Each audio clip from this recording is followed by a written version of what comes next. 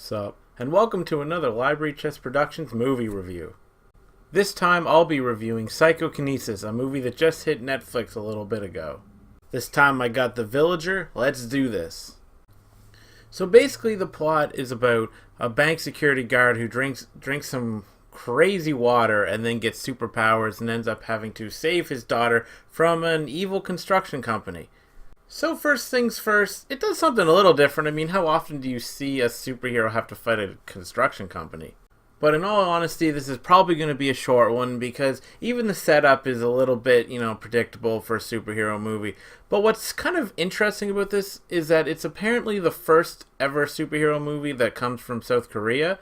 I didn't know that going in, but that kind of makes it a little more interesting to go out and see. Or stay in and see since it's on Netflix. But it is kind of an average movie in all ways.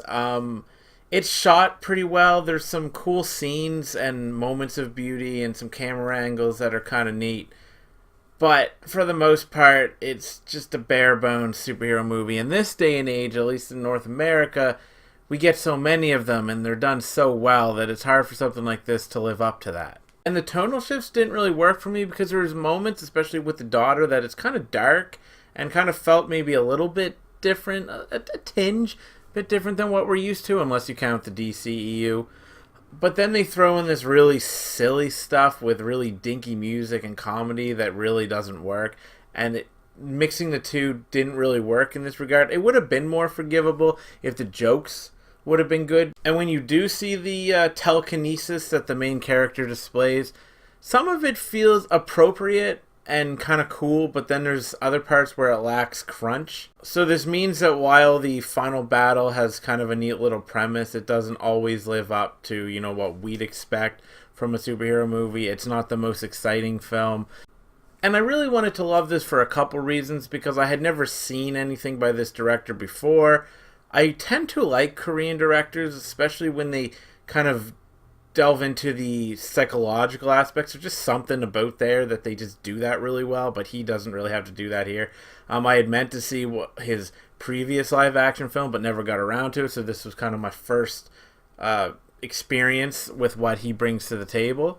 And whether a foreign movie is good or not, there's usually a distinct flavor that they have. So for those reasons, I really wanted to be able to recommend this. Or at least give it a strong recommendation. Because when it comes down to it, if you ask me what I think, I'm going to go,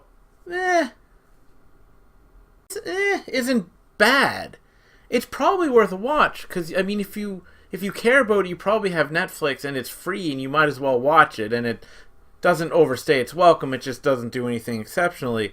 So it's most definitely worth a watch, but at the same time, if there's a better movie or a movie that maybe you want to see more or is more highly regarded, then maybe you should watch that first and get around to this when you can, because it's not a tragedy if you don't see this. So it was a short one today, folks. That's my review of Psychokinesis. It was a little hard for me. I didn't really have a whole lot to say about it because I find when I get into that decent, okay range, sometimes it's hard to come up with things because I don't want to just be like, everything's okay, everything's decent. And as always, we're going to kick it to Castle, the best bunny critic in the biz. See ya. Hey cutie, what'd you think of Psychokinesis? He's clearly interested.